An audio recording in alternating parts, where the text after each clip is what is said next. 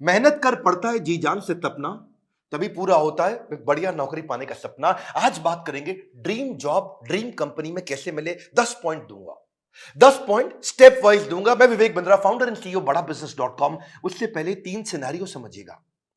पहला सिनेरियो, जो काम करने में आपको बहुत मजा आता है और आपको अच्छे से करना भी आता है, लेकिन अगर उसके पैसे अच्छे नहीं मिले आपको तो आप जिंदगी भर गरीब रह जाएंगे। दूसरा सिनेरियो लेते हैं, जो काम करना आपको अच्छे से आता है, उसके पैसे भी मिलते हैं, लेकिन आपको प्यार नहीं है उस काम से, आपको मन नहीं करता वो काम करने को, तो आप जिंदगी भर बोर होंगे। और तीसरा सिनेरियो, जिस काम से आपको प्यार तो है, बाजार में उसकी तनख्वाह भी मिलती है, लेकिन आपको करना अच्छे से आता नहीं है, तो फिर आपको नौकरी नहीं, वो तो खाली एक सपना है, वो ड्रीम जॉब नहीं है, खाली ड्रीम है। बात समझते हैं कि 10 पॉइंट क्या किया जाए, एक अच्छे से आपको जॉब कैसे मिले। पहले जिस कंपनी में आप जॉब चाहते हैं, पहला पॉइंट है उस कंपनी के बारे में रिसर्च करो। उस कंपनी का विजन, मिशन, उसकी लीडरशिप, उसके माइलस्टोन्स, उस कंपनी के बारे में पढ़ लिख लो वहां रिज्यूमे भेजते वक्त। नौकरी.com पे बहुत सारी अपॉर्चुनिटीज आपको मिलेंगी, लेकिन पहले कंपनी की वेबसाइट, इंटरव्यू में जाने से पहले उसके सोशल मीडिया, उसका एंगेजमेंट, mouthshut.com, glassdoor.com, उसका लिंक्डइन, उसके सारे गूगल पे सब चीजें, जितना ज्यादा आप इंटरेस्टेड होंगे उतना आपका कैंडिडेचर इंटरेस्टिंग हो जाएगा। जब आप इंटरव्यू में मिलते हैं ना लोगों से, if you are interested in the company, they will see you as interesting for the company. Company research के बाद दूसरा पॉइंट, जॉब डिस्क्रिप्शन को समझिए। जॉब डिस्क्रिप्शन की डिटेल मांगिए। आपका केआरए क्या होगा, केपीआई क्या होगा, आपसे क्या एक्सपेक्ट किया जा रहा है कंपनी में, यह मांग लो। अगर यह समझ में आ जाए कि कंपनी आपसे चाहती क्या है, करवाना क्या चाहती है, जॉब का डिस्क्रिप्शन, आपका केआरए की रिस्पॉन्सिबिलिटी एरिया, आपका केपीआई की परफॉर्मेंस इंडिकेटर, आपसे क्या एक्सपेक्ट किया जा रहा है इस रोल में, अगर वो मिल जाएगा तो पूरा ग्रिप आ जाएगा आपका इंटरव्यू में। तीसरा, अब जो इंटरव्यू लेने वाला है उसकी डिटेल निकाल लो। एचआर से जब आप बात करेंगे, पूछेगा आपका इंटरव्यू कौन लेंगे, उस इंटरव्यूअर का अगर आपको नाम मिल जाता है तो लिंक्डइन पे उसका प्रोफाइल खोल लीजिए। देखिए उसने क्या पोस्ट शेयर किया है, क्या आर्टिकल शेयर किया है, क्या उन्होंने कोई ब्लॉग शेयर किया है, उसके बारे में अगर आप तारीफ करेंगे या उसकी डिटेल उनको इंटरव्यू में बताएंगे, तो वो आपकी आई फॉर डिटेल को बहुत पसंद करेंगे। मेरे साथ भी होता है कई बार, जब कोई मुझको इंटरव्यू देने आता है, बोलता है सर मैं तो आपका बहुत बड़ा फैन हूं, मैं तो आपके सारे वीडियो देखता हूं, तो मैं पूछ लेता हूं टॉप 5 वीडियो कौन से देखे थे जो आपको बहुत पसंद आए और मैंने उसमें क्या बताया। पता चल जाता है कि आदमी झूठ बोल रहा है या सच बोल रहा है। अगर डिटेल में लिया अपने इंटरव्यूअर को पहचान, तो अपने इंटरव्यू को बना लो को सुपर आसान। इसको क्या कहते हैं, failing to plan means planning to fail. Plan करके जाइए, इंटरव्यूअर के बारे में पढ़ के जाइए। अब्राहम लिंकन भी बोला करते थे ना कि अगर मुझे पेड़ काटना हो, मेरे पास 8 घंटे हों, तो 6 घंटे तो मैं केवल धार लगाऊंगा, 2 घंटे में पेड़ काट दूंगा। 6 घंटे धार क्या लगाऊंगा, मतलब क्या, इतनी तैयारी कर लूंगा कि 2 घंटे में पेड़ अपने आप कट जाएगा। आसान है, लेकिन थोड़ा इसको समझ के जाओ। इंटरव्यूअर क्या क्वेश्चन पूछ सकता है आपसे, कि अपने बारे में बताओ, पूछेगा आपसे पॉपुलर क्वेश्चन क्या, आपको क्यों हायर करें, आपकी स्ट्रेंथ्स क्या है, आपकी लीडरशिप स्किल्स के बारे में बताइए, आपके पास एक्सपीरियंस नहीं है, आपको क्यों हायर करें। इस तरह अगर आप अपनी तैयारी करके जाएंगे, मजा आएगा। चौथा पॉइंट, एम्प्लॉयर सेंट्रिक रहिएगा। इस चौथे पॉइंट में ध्यान रखना, इंटरव्यूअर आपकी मानसिकता को जरूर चेक करता है। अपने आंसर्स को ऐसे कस्टमाइज करिए, आप आत्म प्रेरित, सेल्फ मोटिवेटेड दिखने चाहिए। एक एम्प्लॉय मानसिकता का होता है, एक इंट्राप्रेन्योर मानसिकता का होता है। हमारे एवरीथिंग अबाउट एंटरप्रेन्योरशिप कोर्स में हम इंट्राप्रेन्योर की बहुत बात करते हैं। एम्प्लॉय वो जो नौकरी करता है, इंट्राप्रेन्योर वो क्यों करता तो नौकरी है, पर उसका बिहेवियर ओनर जैसा होता है। वो प्रॉब्लम पे फोकस करेगा, एम्प्लॉय इंट्राप्रेन्योर एक्शंस पे फोकस करेगा। वो बोलेगा फैमिली इज माय फैमिली, ये कहता है कि नहीं नहीं, organization is also my family. वो उसको परिवार की तरह देखता है। वो हार्डवर्क करता है, ये स्मार्ट वर्क करता है। वो कंज्यूमर होता है, ये कंट्रीब्यूटर होता है। एंटरप्रेन्योर आते ही सोचता है मैं ऐसा क्या कर लूं कंपनी में। वो पुश स्टार्ट है, उसको धक्का मारोगे तो काम चालू करेगा। ये सेल्फ स्टार्ट है, अपने आप काम करता है। वो टाइम वेस्ट करता है, ये टास्क वेस्ट करता है। एम्प्लॉय क्या करता है, सुबह 9 से 5, 9 बजे आएगा, 5 बजे निकल जाएगा। ये क्या कहता है, जब तक काम खत्म नहीं होगा तब तक बैठूंगा। काम जल्दी खत्म करने की कोशिश करता है। ये समय के हिसाब से नहीं, काम के हिसाब से काम करता है। इसलिए employee gets paid for the time he spends, intrapreneur gets paid for the value he creates, है ना। तो ये इसको क्या चाहिए, sick leave, casual leave, earn leave, वो leave he doesn't want to leave. तो आपके जो आंसर है ना, वो उससे आपका नेचर, आपका बिहेवियर, आपका कल्चर पता लग जाएगा। ये ब्रेकडाउन में खत्म हो जाता है, ये ब्रेकडाउन में ब्रेक थ्रू क्रिएट कर देता है। ये बिहेवियर नेचर पता चल जाता है। पांचवा पॉइंट, अपना असेसमेंट भी करके जाइए, जो कि आपके इंटरव्यू में दिखाई पड़ेगा। सनातन गोस्वामी चैतन्य महाप्रभु से बोले कि आमी, क्या बात हुआ कि मैं हूं कौन, आप पहचानिए अपने आप को। कृष्ण ने भी गीता के अंदर बहुत बात किया, ये आपको पोजिशनिंग में हेल्प मिलेगा। आपको आप एक्शन मैन है, पीपल मैन है, आइडिया मैन है, प्रोसेस मैन है, आपकी मेजर स्ट्रेंथ्स क्या है, उसको स्किल के साथ मैच कर लीजिएगा।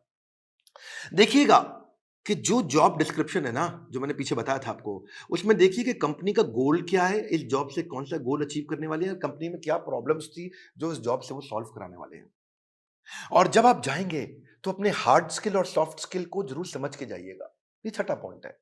हार्ड स्किल कौन से होते हैं? ये वो स्किल होते हैं जो बेसिकली आप क्वांटिफाई कर सकते हैं, जैसे कि फॉरेन लैंग्वेज हो गया, डिग्री हो गया, सर्टिफिकेट हो गया, मशीन ऑपरेशन हो गया, आपका किसी प्रकार का कोई भी data mining, accounting, programming, software testing, ये सब हार्ड स्किल होते हैं। जिसमें कला आती है।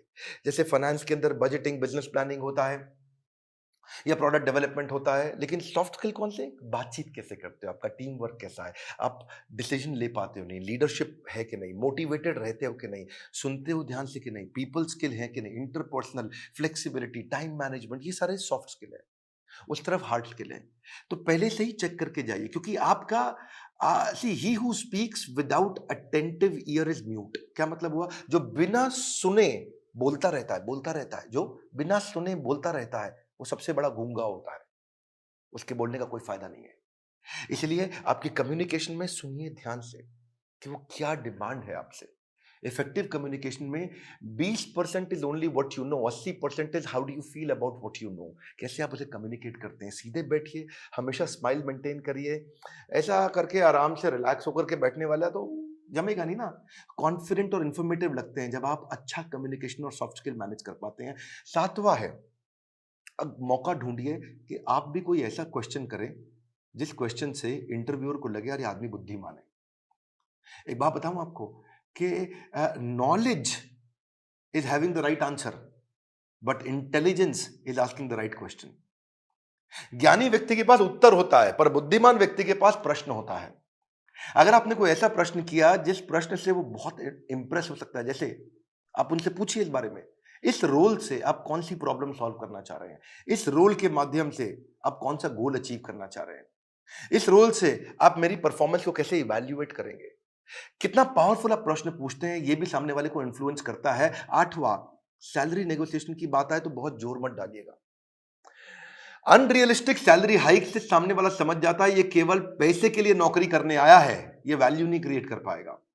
इसलिए वैल्यू क्रिएशन पे फोकस करिए, वैल्यूएबल अपने आप आएगा। मैं इसमें आपको हमारे जो दूसरे डायरेक्टर हैं संजय कथोरिया जी, इनका आपको 2015-16 का एक्सपीरियंस शेयर करता हूं। एक बार ये श्रीलंका में एक कंपनी के चेयरमैन के पास इंटरव्यू देने गए और कंपनी के चेयरमैन ने इन्हें एक ही बात पे इनकी मर्जी की सैलरी दे दी। और वो क्या बात थी? जब उन्होंने पूछा क्या सैलरी लोगे, तो ये कहते हैं I believe in creating value and then sharing value. क्या मतलब हुआ इसका? कि मैं पहले 100 दिन आपके लिए वैल्यू क्रिएट करूंगा, अगर वैल्यू क्रिएट हो गई बढ़िया, तो उसके बाद आप उस वैल्यू को शेयर कर देना मेरे साथ, तब आप तनख्वाह मेरे हिसाब से दे देना। अभी आपको जो समझ में आता हो आप दे सकते हो मुझे, लेकिन मैं वो काम करके दिखाऊंगा, वो वैल्यू क्रिएट करूंगा, तब मैं वैल्यूएबल डिमांड करूंगा। Create value then share value. ये बात सामने वाला इतना इंप्रेस हुआ, बोला कोई बात नहीं, 100 दिन की बात की है, आज ही बता दो क्या तनख्वाह लोगे।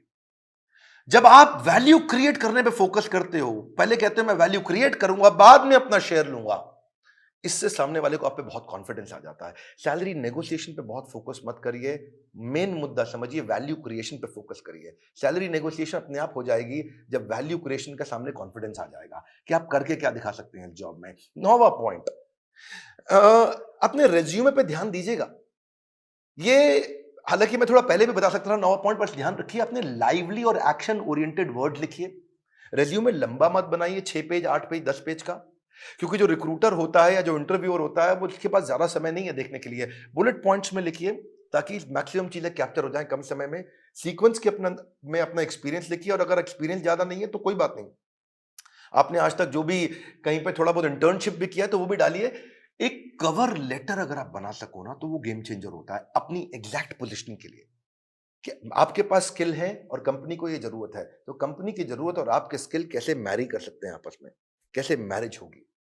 तो एक छोटा सा कवर लेटर आधे पेज का 8-10 लाइन का बना सकें अगर आप तो। रेज्यूमे ऐसा होना चाहिए कि सामने वाले को 20 सेकंड में सारी बात समझ में आ जाए। उसको ध्यान से बार-बार देखो ऐसा कि क्या 20 सेकंड में समझ में आ रहा है पूरा रेज्यूमे? रेज्यूमे में बहुत डिटेल लिखने में सफलता नहीं है, किसी के पास टाइम नहीं है आज डिटेल में पढ़ने के लिए। पर रेज्यूमे के अंदर जो हायरिंग मैनेजर है, एक सर्वे बताता है वो 6 सेकंड में डिसाइड करता है इसको बुलाऊं कि नहीं बुलाऊं। तो बड़ा इंपॉर्टेंट है, बहुत ज्यादा एग्जैजरेट ना करें, नहीं तो पर्दा फाश हो जाता है बाद में। बोल्ड और क्लियर और इंपॉर्टेंट अचीवमेंट को साफ साफ तरीके से बता सकें। उसी के अंदर एक रेफरेंस लिस्ट भी डाल दें, जो आपकी integrity, work, decision making, punctuality, flexibility के बारे में कोई रेफरेंस पुरानी कंपनी के या कोई बड़े लोग ऐसे हैं जो आपके बारे में कहने को तैयार हो, तो नीचे लिख भी दीजिए कि ये आपको आपके बारे में ये रेफरेंस, मतलब किसी और व्यक्ति, कोई और व्यक्ति भी आपकी तारीफ करने को तैयार है तो उसका नाम, उसकी डेजिग्नेशन, उसका फोन नंबर लिख दीजिए। इससे भी कॉन्फिडेंस आता है। और फिर भी अगर इंटरव्यू में आप जा ही नहीं पा रहे, आपको इंटरव्यू मिल नहीं रहे हैं, तो हो सकता है कि आप अच्छी जॉब साइट्स पे नहीं हो। मार्केट में धक्के नहीं खाने पड़ेंगे अगर आप अच्छी जॉब साइट्स पे जाओगे। इसमें आपको फ्री ऑफ कॉस्ट बहुत सारी अपॉर्चुनिटी मिल जाती है, ऑटो नोटिफिकेशंस मिल जाते हैं, अपने आप नोटिफिकेशन आते रहते हैं, एम्प्लॉयर खुद ही आपके पास आ जाता है अगर आप अच्छी जॉब साइट्स पे जाते हो। इसमें प्रीमियम सर्विसेज भी होती हैं। बड़ी पॉपुलर जॉब साइट्स में shine.com, naukri.com, Times Ascent, Times job और मॉन्स्टर है। लेकिन अगर आप नए हैं तो freshers world, fresherslive.com, Internshala internship पे काम कराती है, या freelancer.com, indeed.com। अगर आप नए हैं तो इन पे जाइए।